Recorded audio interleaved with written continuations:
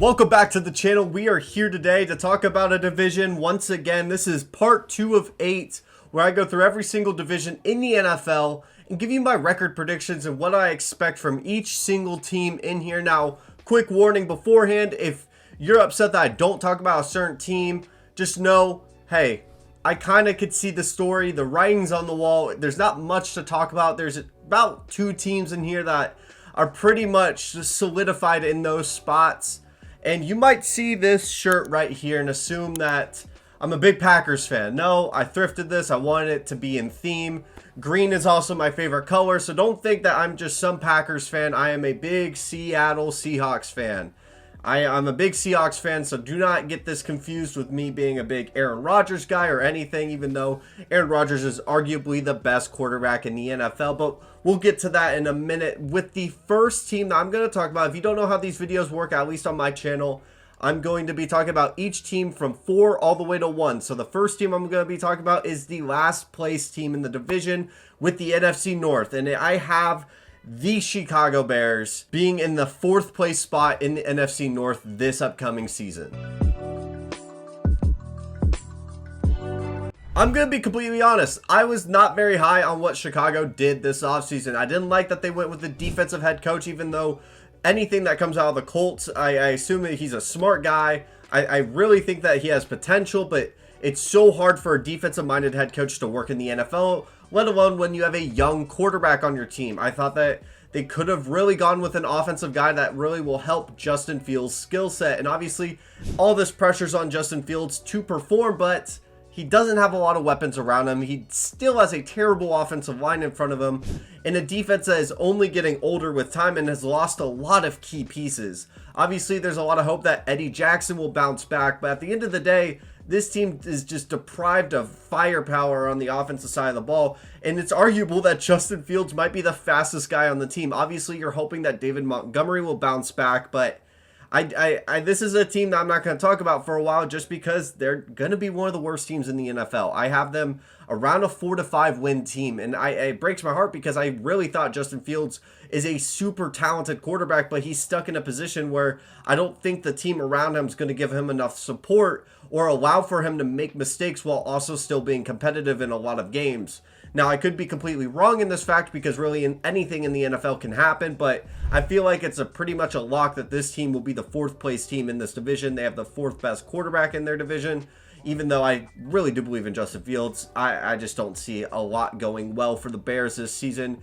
But with my 3rd place team, a team that I think will very much be one of the most improved teams, I think as long as they are consistent, I'll talk about it, but I have the Detroit Lions as the 3rd best team in the NFC North. Unlike my AFC East video, I am going to go through these teams relatively quickly until we get to the top 2 because I feel like the NFC North is really interesting once you get to those top 2 teams. Very different tiers of rosters we have here. Obviously, there's been a lot of hype with the Lions as they were competitive in a lot of games last year that not a lot of people were expecting. I mean, it took a Justin Tucker 61-yard field goal for them to be beaten by Lamar Jackson. I mean, this team was competitive in a lot of games. I believe they even beat the Cardinals, like beat down the Cardinals. And obviously, you have Jared Goff. You got the same old crew of DeAndre Swift, TJ Hawkinson, and their head coach is the star of the show of all of it. They're on Hard Knocks. I mean, there's a lot of eyes focused on the Lions, and historically, when people start to focus on the Lions, things do not go well. But there's a lot that I like on this roster. Obviously, you have DJ Chark. Jameson Williams will be back, I believe, midway through the season. And that will give you some life on this offense as they are much a ground and pound team. And I like that. I like that when you have DeAndre Swift. I believe they still have a really solid backup running back. And Jared Goff is a guy who I feel like will thrive in a run-heavy offense and a lot of play action where you don't have to ask him to create too much with his legs. Obviously, he's not a guy that's known for that. But I do feel when you add a couple deep threats as a Jameson Williams, who is reportedly, people thought before the draft, the best wide receiver in this loaded draft class of wide receivers. So there was an assumption that he was the best guy on the board when healthy. I think that when you add a deep threat for Jared Goff, this offense gets a lot better. Obviously, the offensive line is going to get a ton better with Penei Sewell. I think that this offensive line could be one of the biggest strong points with the Detroit Lions. But at the end of the day, I'm really shaky about their secondary. Aiden Hutchinson is a guy that could really step onto the field and be a dominant force, but their linebacking core isn't great. Outside of Aiden Hutchinson, it's not fantastic. Their secondary relies on a lot of development from guys like Jeff Okudah, who has not looked great in his first couple years. So even with all these positive things to say about the Lions, because the standards have really been on the floor for them, they're still going to be around, I would hope, a 7 to 8 win team. I don't have them having a positive record because it's so difficult for them to go 9-8. I don't think they're going to be in the wild card contention, but I do feel that this team could definitely be a dark horse for a wild card spot because of how weak the NFC is. But I don't have them better as the Saints. I don't have them better as some of these middle tier teams. I would look at the Carolina Panthers with a healthy Baker Mayfield being in that same echelon. I could be very wrong. This team could easily go 5-12, and I would not be shocked by it, but I do believe at the core, what they are building is really, really good. And I think the Lions could surprise some people, but I don't have them as this lock for a wild card position because I feel like that would be asking too much of a franchise that is slowly building from the ground up. But to build off of that, we go into the next tier, the tier of a couple of contenders in the NFC, some real powerhouse teams, and it might come to a shock to some people, but I do have the Minnesota Vikings at the number 2 spot. People might get upset at me for having the Minnesota Vikings at number 2. There's a assumption around the league that they are going to win this division for once, as the Packers are a team that very much got worse this offseason because you lose the best wide receiver in football. But hear me out. I have them getting the same record as the Packers. I have these guys on equal footing.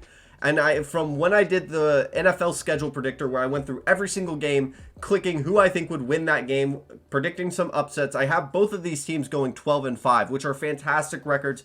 I think it would pass a lot of expectations for the Packers, and I think it would meet expectations for the Vikings in a weaker NFC.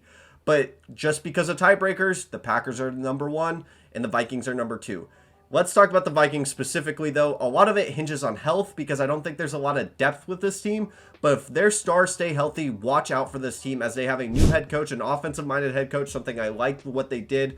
Getting rid of Mike Zimmer, all the reports of him hating Kirk Cousins came out. So it was clear Kirk Cousins was not in a fantastic environment. I think he puts up some great stats. Now, whether or not he does it when the lights are brightest, that's neither here or there because I feel like Justin Jefferson is just that dude. He's set up to have a Cooper Cup level season. Now, I'm not having that expectation put on him like a Super Bowl MVP, a Triple Crown winner, because that's unheard of, but Justin Jefferson could easily prime himself for a number 1 spot in the entire NFL at his position. Adam Thielen, a fantastic goal line threat. I mean, he has developed into this position where there's so much focus on Justin Jefferson. He really takes advantage of these smaller, usually less talented cornerback number 2s, and he's a big body that's able to catch at the release point so well. They have Dalvin Cook, who, if he is on the field, he's electric. He was arguably a top 3 running back for a long time, and he's still in that top 5, top 6 range. I think the defense is what scares me a little bit. They have a lot of older guys, but they have definitely refine the secondary through the draft. Now, if those rookies do not play well, because you're asking a lot from a couple of rookies, it gets a little concerning, but I do like who they picked. I think seen from Georgia, a guy from anybody really from that Georgia national championship team, if you got someone on that defensive side of the ball, I really ended up liking it because usually when you have these historic defenses in college, there's stars everywhere. I mean, we're going to look back in 2 to 3 years and just see NFL at every single position for those Georgia Bulldogs. And I really like Lewis Seen at the safety position. Harrison Smith is still on the roster. He could play at a Pro Bowl level, even an All-Pro level. There's a lot to like with the Vikings. But at the end of the day, there's still a couple questions. Obviously, the offensive line was iffy towards the end of the year. They were in a lot of close games, whether they should have been in them or should not have been in those games. They have a new head coach. That's always a risk. You're not guaranteed wins with a new head coach, as well as it's Kirk Cousins. You get the good and the bad. You like that, you don't like that with Kirk Cousins. So I think this team could easily be a real dark horse Super Bowl contender. But then again, there's a man in Green Bay that I have sworn to never, and I mean never, go against or bet against in my life, no matter what is surrounding him. Green Bay Packers, I have you winning this division again. Listen, man, I want to do it. I want to bet against the Packers. And honestly, their defense is what got me to this point. What got me to believe that this team could easily win this division.